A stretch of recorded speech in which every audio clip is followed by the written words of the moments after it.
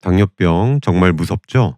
예방하고 치료하려면 먹는 것부터 관리하는 것이 순서입니다.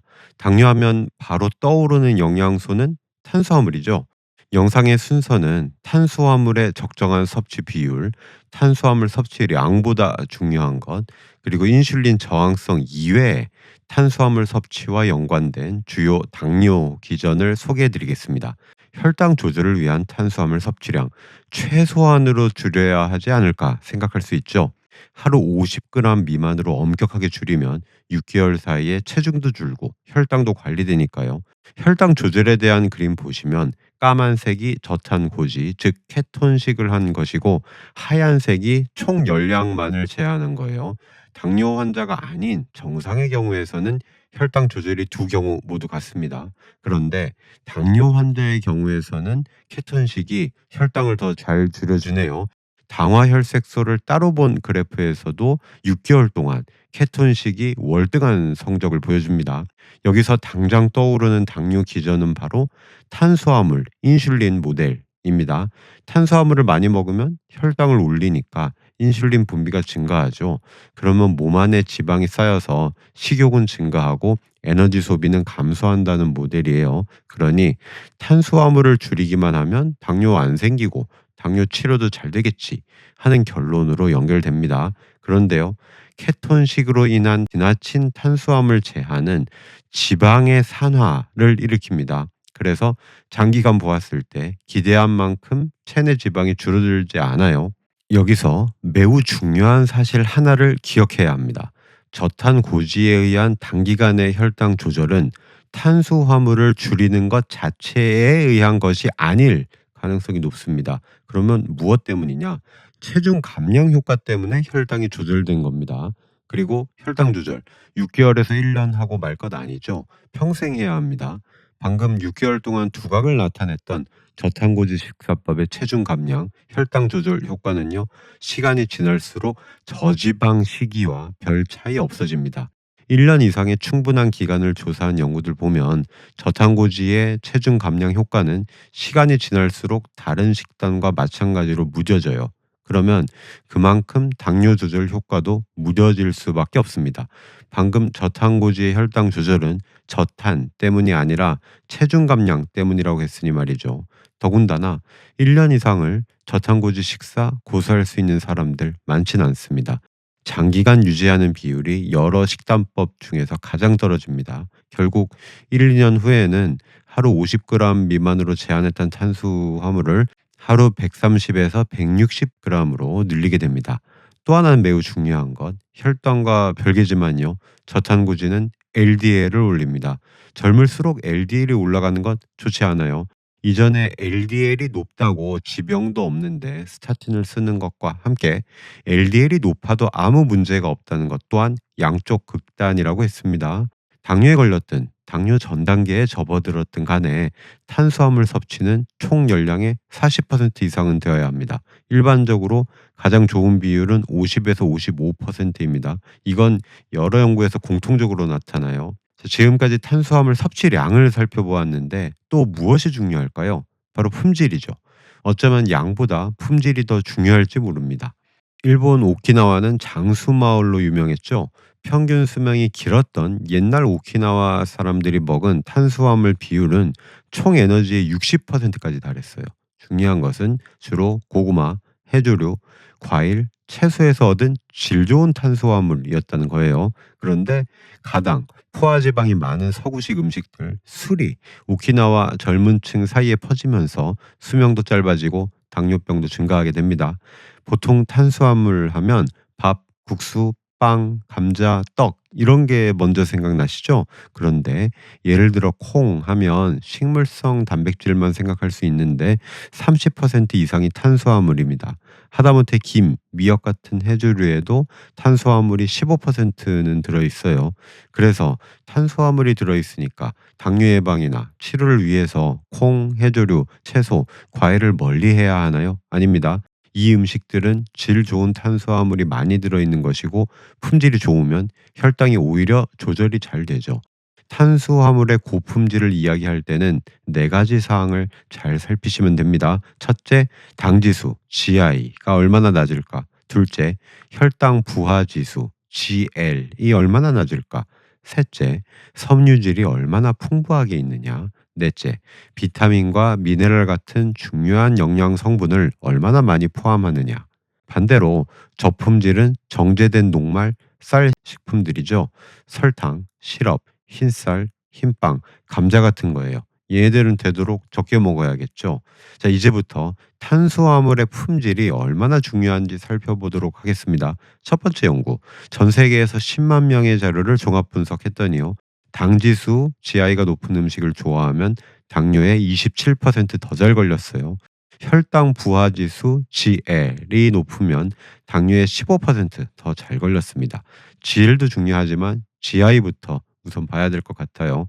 당 지수가 55보다 낮으면 좋은데요. 예를 들면 미역 16, 아몬드 25, 양배추 26, 딸기 29, 버섯 29, 토마토 30, 고구마 35, 사과 36입니다. 둘째, 당뇨 전 단계 환자들을 15년 동안 조사한 미국 연구예요. 탄수화물의 양보다 품질이 얼마나 좋은지를 보았어요.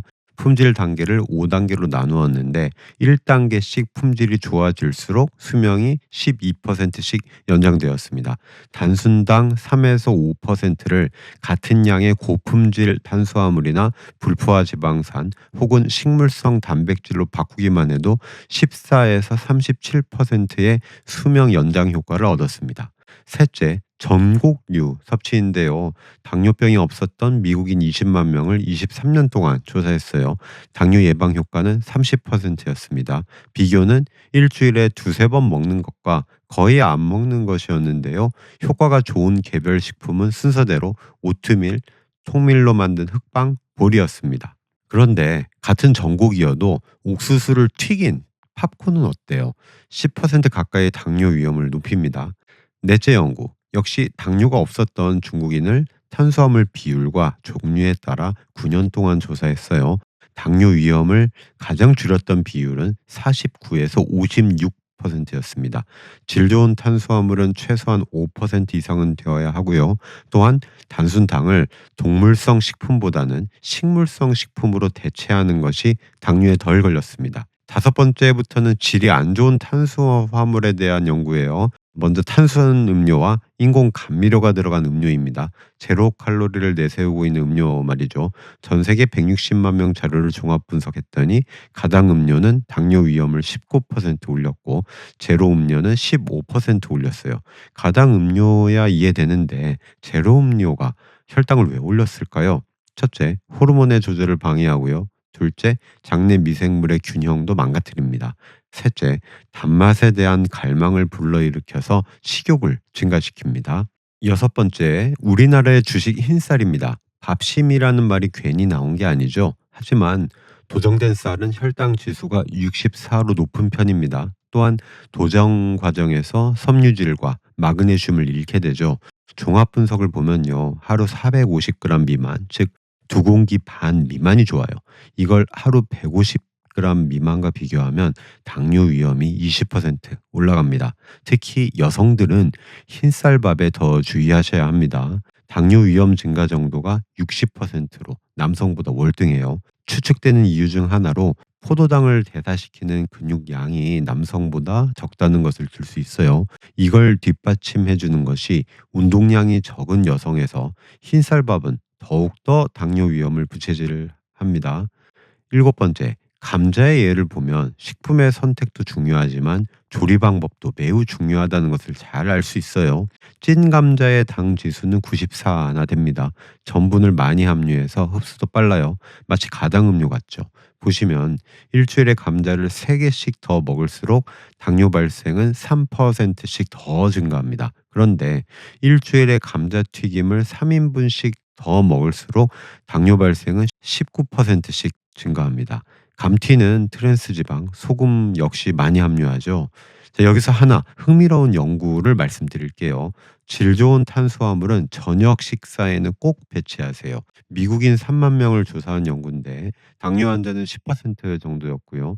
저녁에 섬유질이 풍부한 탄수화물을 섭취한 사람들은 심혈관 병이 30% 적게 걸렸습니다. 그런데 품질이 떨어지는 탄수화물을 저녁에 주로 먹은 사람들은 당뇨로 인한 사망 위험이 80%나 증가했어요. 인슐린에 의한 혈당 대사는 하루 동안 늘 같은 것이 아닙니다. 밤에 탄수화물 대사 활동이 감소하는데요. 이때 질 낮은 탄수화물의 악영향이 더 크게 나타나는 겁니다. 정리드리면 탄수화물 섭취량은 중용을 지키면서 높은 품질 쪽으로 초점을 맞추셔야 합니다. 인슐린만 보면 안 됩니다. 우리 몸은 아주 복잡해요. 절대 하나의 기전만으로 움직이는 게 아닙니다. 만성 염증을 일으키는 것은 인슐린 저항성 하나만으로 설명이 안 됩니다. 야구를 예를 들면 투수만 잘 던진다고 우승할 수 있겠습니까? 아니죠. 인슐린 말고 매우 중요한 기전이 바로 장내 미생물 균형입니다. 탄수화물을 줄이는 것만 보는 것은 로마 군대가 바다에서 칼을 타고 해군만 바라보고 한니발이 알프스 산맥을 넘어 뒤통수를 치리라고 예상 못하는 것 같아요. 몸에 이로운 장내 미생물이 분비하는 중요한 물질이 짧은 사슬 지방산과 담즙산입니다. 고구마, 콩의 많은 저항성 전분과 과일과 채소, 전곡, 해조류의 많은 식이섬유, 그리고 복합 다당류 같은 영양소들을 충분히 먹으면 장내에서 짧은 사슬 지방산이 만들어집니다. 이 물질은요, 에너지 대사나 혈압, 염증을 조절해 주는데 혈당도 조절해 줍니다. 그러니 당뇨 환자가 고품질의 탄수화물 섭취하면 짧은 사슬 지방산의 체내 생산이 증가하여 혈당이 조절되는 거예요. 저탄고지에서 탄수화물 비율이 30% 미만이 되는 순간 장내 미생물은 균형을 잃게 됩니다. 당뇨 환자에서조차 탄수 45% 미만의 저탄고지와 지방 30% 미만의 고탄 저지는 장기간 보았을 때 혈당 조절 정도의 차이가 없었습니다.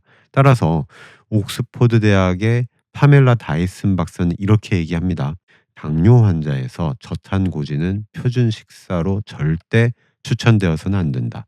지방은 많아야 40%까지고 탄수는 40%보다 많이, 즉 하루 180g 이상은 먹어야 된다. 요즘 많은 분들이 저탄수화물 식단에 심취하시는 듯한데 저탄이 되면 고지가 될 수밖에 없습니다. 이런 것을 시소 효과라고 하는데요. 고지방 시기가 과연 올바른 혈당 조절 방법이 될지 다음 시간에 알아보도록 하죠. 백세 건강은 장기간 짐을 짊어지고 갈 때야 비로소 이루어집니다. 그럼 다음 시간에 뵙겠습니다. 살루스.